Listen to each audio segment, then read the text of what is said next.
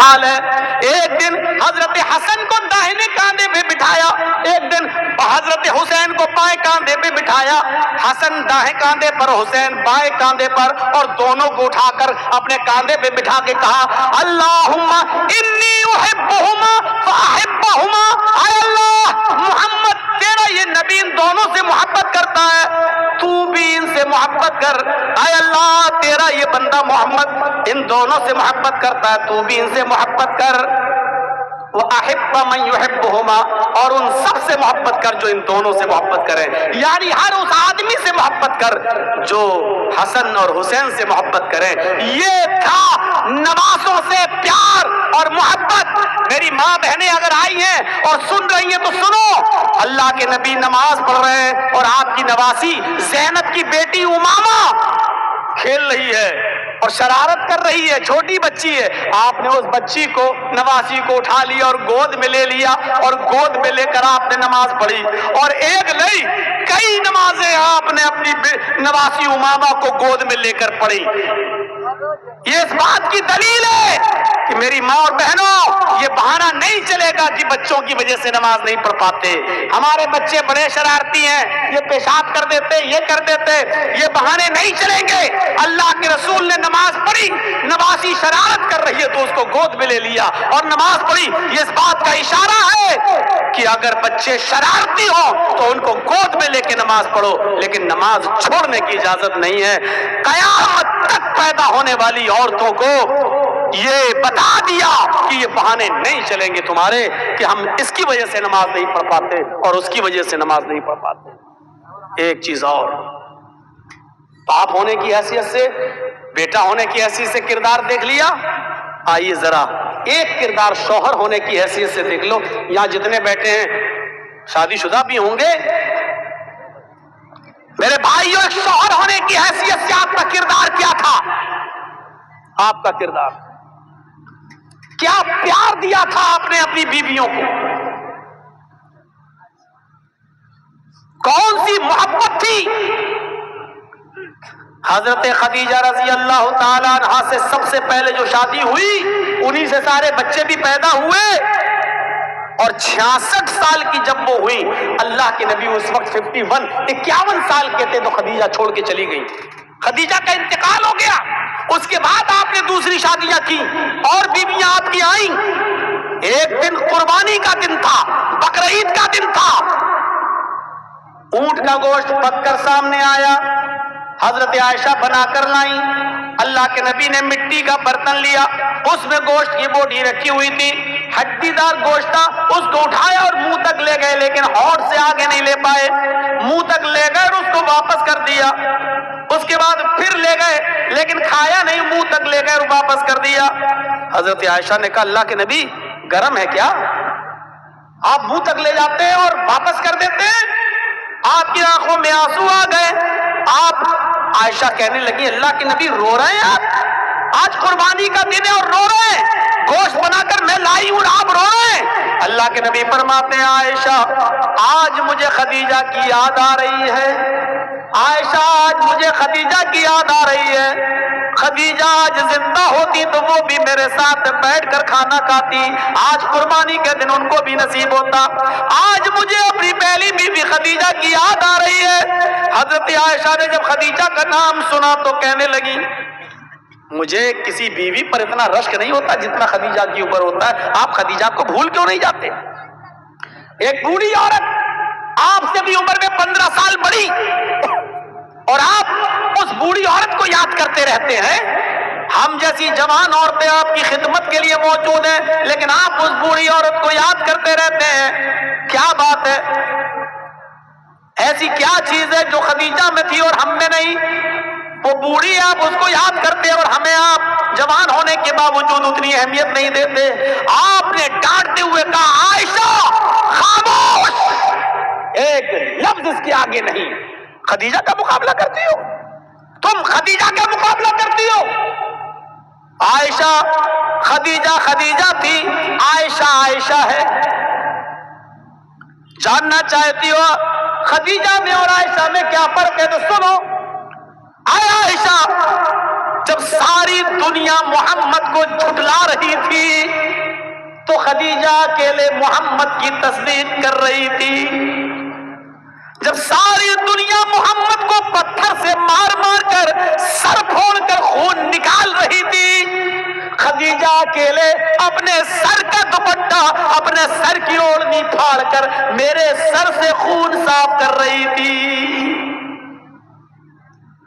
ساری دنیا میرا مذاق اڑا رہی تھی، خدیجہ اکیلے مجھے تسلی دے رہی تھی۔ عائشہ تم خدیجہ کے مقابلے میں کبھی نہیں آ سکتی ہو۔ خدیجہ خدیجہ تھی، عائشہ عائشہ ہے۔ ساری دنیا جب مجھے جھٹلا رہی تھی تو خدیجہ اکیلے میری تصدیق کر رہی تھی۔ ساری دنیا میری مخالفت میں تھی، خدیجہ اکیلے میرے کاندھے سے کاندھا ملا کر چل رہی تھی۔ عائشہ تمہارا مقام ہے، تمہاری یہ اہمیت ہے، لیکن خدیجہ کا مقام الگ ہے، خدیجہ کی اہمیت الگ ہے۔ اس بوڑھی عورت کو انتقال کے بعد بھی آپ نہیں بھول رہے ہیں، یہ شوہر ہونے کا کردار سے آپ نظر ڈالیں۔ حضرت عائشہ کا بھی ایک مقام تھا، کیا پیار دیا تھا اللہ کے رسول نے کہ حضرت عائشہ ایک بار سفر میں ہے نبی کے ساتھ۔ آپ جب بھی کسی جنگ میں جاتے تھے تو اپنی کسی نہ کسی بیوی کو ساتھ میں لے جاتے تھے، قرعہ ڈالتے تھے۔ ایک مرتبہ 2 بیویوں کو ساتھ میں لے گئے اور قرعے میں 2 بیویوں کا نام کون آیا؟ ایک عائشہ اور دوسرا حفصہ۔ آپ دونوں بیویوں کو لے کے جا رہے ہیں، پھر پرچی ڈالی کہ کس کے اونٹ پر ہم بیٹھ کر جائیں گے۔ بیویاں تو دونوں جائیں گی لیکن کس کے اونٹ پر بیٹھیں گے؟ اس قرعے میں عائشہ کا نام آیا۔ اللہ کے رسول عائشہ کے اونٹ پر بیٹھے، ساتھ میں دوسرے اونٹ پر حفصہ بھی ہیں اور جا رہے ہیں، سفر ہے، تھک گیا اونٹ تو اس کو سستانے کے لیے رک گئے، خیمہ ڈال دیا کہ تھوڑا سا ان اونٹوں کو سستا لینے دو، اپنی اپنی ضروریات سے صحابہ فارغ ہو جائیں۔ سب ادھر ادھر ہو گئے، اللہ کے نبی بھی ادھر ادھر چلے گئے۔ ادھر حضرت حفصہ حضرت عائشہ کے پاس آئیں اور آ کر کہنے لگیں، عائشہ تمہارا اونٹ کچھ کمزور ہے اور میرا اونٹ اچھا ہے، اللہ کے رسول تمہارے ساتھ بیٹھتے ہیں تو تم میرا اونٹ لے لو، یہ اونٹ تھوڑا اچھا ہے، تندرست ہے اور اچھا ہے، تو تم میرا اونٹ لے لو، ہمیں اپنا اونٹ دے دو، مجھے اکیلے بیٹھنا ہے اس اونٹ کے اوپر، اس لیے میرا اچھا اور تندرست اونٹ تم لے لو اور تم اپنا اونٹ مجھے دے دو کیونکہ مجھے اکیلے سفر کرنا ہے۔ حضرت عائشہ نے کہا بہت اچھی بات، مشورہ ہوا اور دونوں نے اپنا اپنا اونٹ بدل لیا۔ عائشہ نے حفصہ کا اونٹ لے لیا اور حفصہ نے عائشہ کا اونٹ لے لیا۔ اب دیکھیے اللہ کے نبی جناب محمد رسول اللہ صلی اللہ علیہ وسلم جب ضروریات سے فارغ ہو کر آئے تو اسی اونٹ کی طرف آگے بڑھ گئے جس اونٹ پر بیٹھ کر آئے تھے، عائشہ کی، لیکن اب وہ عائشہ کا اونٹ نہیں ہے، اب وہ حفصہ کے پاس ہے، لیکن آپ اسی اونٹ کے پاس آ گئے۔ آپ آئے دیکھا، ارے تم ہو حفصہ، عائشہ کہاں ہے؟ کہ اللہ کے رسول ہم نے اونٹ بدل لیا ہے، اپنا اونٹ عائشہ کو دے دیا اور عائشہ کا اونٹ ہم نے لے لیا، تھوڑا تندرست اونٹ تھا میں نے دے دیا عائشہ کو۔ آپ نے کہا چلو کوئی بات نہیں، آدھا سفر میں نے ان کے ساتھ کر لیا، آدھا سفر تمہارے ساتھ کر لیتا ہوں۔ آپ پھر حفصہ ہی کی اونٹ پر بیٹھ گئے۔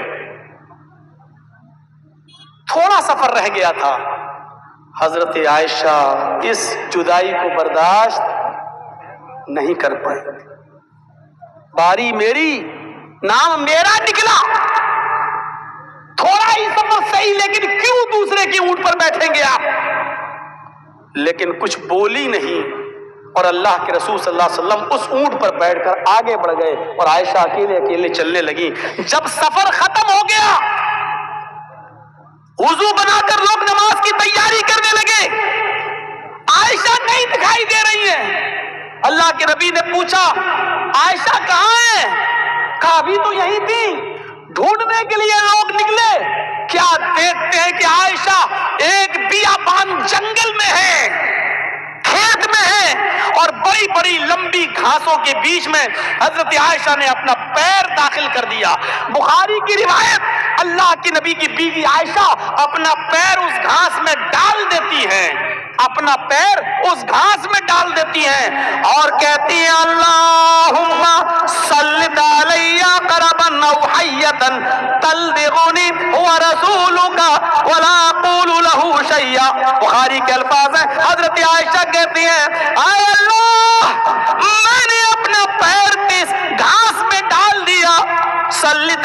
अक़रबन, कोई बिच्छू तू मुझ पर मुसल्लत कर दे, कोई बिच्छू इस घास में भेज दे, औ हय्यतन, कोई सांप इस घास में मेरे ऊपर मुसल्लत कर दे, तल्दिगुनी, जो मुझे काट ले, तल्दिगुनी, जो मुझे डस ले। आय अल्लाह, इस सांप का और बिच्छू का डस लेना मुझे मंजूर है, उसके जहर से मर जाना मेरे लिए मंजूर है, लेकिन मोहम्मद की जुदाई मेरे लिए मंजूर नहीं है, उनसे दूर रहना मेरे लिए मंजूर नहीं है। आय अल्लाह, तू आसमान से कोई सांप या बिच्छू मुसल्लत कर दे जो मुझे काट ले, जो मुझे डस ले। हुआ रसूलू का, वो तेरे रसूल है, ला अक़ूलु लहू शैया, मैं उनकी शान में कुछ नहीं कह सकती, मैं उनको कुछ नहीं बोल सकती, मैं दुआ तुझसे कर सकती हूँ। मुझे जहर के असर से, बिच्छू और सांप के काटने के जहर से मर जाना मेरे लिए अच्छा है, लेकिन मोहम्मद रसूलुल्लाह की जुदाई मेरे लिए अच्छी नहीं। गौर करो कितना प्यार दिया होगा अल्लाह के रसूल ने अपनी इस बीवी को, जो इतनी देर के लिए भी नबी को छोड़ना पसंद नहीं कर रही है और घास में पैर डाल के कह रही है अल्लाह कोई सांप या बिच्छू डाल दे। आजकल तो खुश होते हैं अगर बीवी मायके चली जा रहे हैं, चलो कम से कम अब मुंह तो बंद हो गया है, चलो कम से कम 8 दिन। एक आदमी तो हमसे कहने लगा कि मौलाना साहब, आपकी तकरीर में सुना था कि सदका करने से मुसीबत टल जाती है। मैंने कहा ये तो हदीस है, सदके से मुसीबत टल जाती है। बोला कितने लाख रुपए का सदका करूं मेरी सबसे बड़ी मुसीबत टल जाए। मैंने कहा क्या है? बोला बीवी। कहने लगा 10 लाख रुपए भी हम सदका करने के लिए तैयार हैं, बताओ, लेकिन वो टल जाएगी मुसीबत। मैंने कहा कमीने कहीं के, मुझे क्या मालूम, 10 लाख रुपए खर्च करने के लिए तैयार है, कह रहा वो मुसीबत है। जो रहमत बनकर आती है उसको मुसीबत कर, उस तरीके से रहो तो रहमत ही रहमत हो जाएगी। अल्लाह के रसूल के पास तो कोई आता था कि अल्लाह के रसूल घर में बरकत नहीं हो रही है। आप पूछते थे शादी हो गई? कि नहीं। का इसीलिए तो नहीं हो रही है, पहले शादी कर। और जब वो शादी करके आता था अल्लाह के रसूल, आपने शादी करा दी, अब तो और बुरा हाल है, पहले तो मुझे एक टाइम का मिल जाता था, अब तो भूख आ जाती है मुझे, तो मैं तो भूखा ही रहता हूं। कि बरकत नहीं हुई? का कुछ नहीं हुई। तो आप उससे कहते थे कि तुम एक और शादी कर लो। अल्लाह के नबी ठीक हैं आप? कहा मैं ठीक हूं, आप एक और शादी कर लो। पता नहीं क्यों बरकत नहीं हो रही, इंशाल्लाह बरकत होगी। जब आप कह रहे हैं तो कर लेता हूं, लेकिन समझ लीजिए कि हाँ हाँ कर लो। दूसरी कर ली और दूसरी के बाद फिर आया, आपने कहा बरकत हुई? का बरकत छोड़िए, हरकत बंद होने वाली है दिल की। क्यों? का कुछ नहीं हुई बरकत। अब तो दोनों लड़ती हैं, सोने भी नहीं देती हैं, कहती कमा के लाओ। क्या करूं मैं? आपने कहा अच्छा तेरे घर में अभी तक बरकत नहीं हो रही, कुछ तो बात है। अल्लाह के रसूल अब कुछ भी हो, आपने 2 शादियां कराई, अब आप मुझे काम बताओ, नहीं तो मैं जाऊंगा नहीं, वो लड़ेंगी हमसे, अब हम क्या खिलाएं। आपने कहा अच्छा मेरी बात मानोगे? कहा क्या? बिल्कुल मानूंगा। कहा तुम एक शादी और कर। आंखें फाड़ के कहता है क्या इरादा है आपका? आपने कहा कुछ नहीं, चौथी के लिए नहीं कहूंगा, इंशाल्लाह जाओ बरकत होगी। कह रहा ठीक है, मर तो वैसे ही रहा हूं, अब आप कह रहे हैं तो एक और करके देख लेता हूं। तीसरी भी शादी कर ली, और तीसरी शादी करने के बाद 1 या 2 महीने के बाद आया। अल्लाह के रसूल ने कहा बहुत दिनों के बाद आए हो? कहा बरकत हो गई अल्लाह के रसूल। कहा क्या हुआ?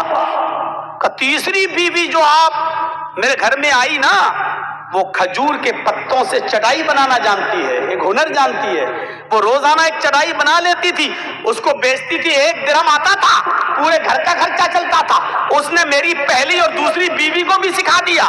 3 दिरहम की रोजाना इनकम होती है, 1 खर्च होता है, 2 बचाता हूं। आपने कहा और तुम क्या करते हो? कहा कुछ नहीं, मैं तो बैठ के खाता हूँ माशाल्लाह, मुझे क्या जरूरत है, बीवी कमा तो रही है। आपने कहा बीवी की कमाइयों पर पलेगा तू?